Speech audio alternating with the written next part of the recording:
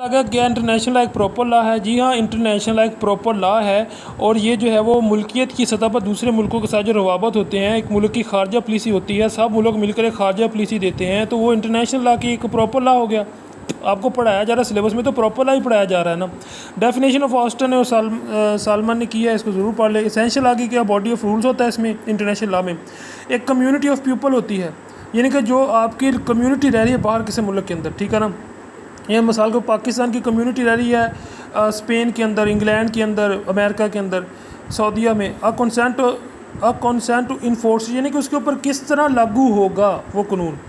N enforcing agency, और कौन सी agency, यानी कि एक आदमी, आपके जो लोग आपके मुल्क से रजिस्टर बाहर के मुल्क में बैठे हैं उनके ऊपर किस तरह लागू होगा, तो ये वो बता रहे हैं। Whether international law is a law is their true sense of term, यानी कि पॉजिटिव स्कूल और हिस्टोरिकल स्कूल दो स्कूल हैं जिन्होंने इसके बारे में डिस्कशन की है। Private school is led by John Austin का है, वो कहता है कि argument by positive school no law giving authority, international did not emanate, जारी करता है from a law giving authority, यानी कि इसको कोई लॉ गिविंग अथॉरिटी नहीं है ये इसके अंदर, यानी कि लॉ बनाता नहीं है ये, बजाते खुद एक यानी कि एक सेंस ऑफ क्रिएशन है।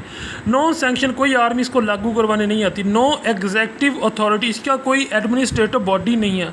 अब सेंस ऑफ लेजिस्लेटिव मशीनरी, इसके अंदर जो लेजिस्लेटिव जो होते हैं उनका मशीनरी भी नहीं है। नो डिटरमाइन पॉलिटिकल अथॉरिटी, इसको कोई सियासी तौर पर भी डिटरमाइन नहीं किया जा सकता। वेग एंड अनसर्टेन राइट्स, ये एक गैर मशकूक सी और जो है वो गैर सीधी सी यानी कि है। लिमिटेड स्कोप है इसका, लिमिटेड यूरिसडिक्शन है। हिस्टोरिकल स्कूल कहता है कि international conference is not convention, international conference. उसके बाद में वो कहता है कि एक्सेप्टेंस बाय स्टेट, यानी कि इसको जो स्टेट्स हैं दूसरे मुल्क की उन्होंने इसको एक्सेप्ट किया है। Recognition by International Court of Justice, इसको इंटरनेशनल कोर्ट ऑफ जस्टिस ने कहा है कि public international law book of law है।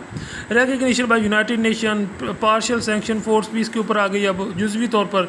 उसके बाद वायलेशन डज मीन, अब जो UNO है वो क्या है, वो इसकी एक फोर्स ही है इंटरनेशनल, जितनी भी कौमें हैं उनके ऊपर, जो ये मुख्तलिफ आर्मी मिलकर किसी मुल्क की करती हैं, हिफाजत करती हैं, उसको सिक्योरिटी देती है, वो भी तो एक फोर्स है ना। सैंक्शन है किसी मुल्क में अगर बदअमनी हो, तो यही वो बात आ गई। सजेस्चन फॉर इम्प्रूवमेंट फॉर इंटरनेशनल, ये सजेस्चन दिए गए हैं, यहाँ पर आपने पढ़ लेने हैं। कोई बात की समझ ना लगे तो मुझसे पूछ लें। कंक्लूजन है कि इंटरनेशनल इज़ अ पॉजिटिव।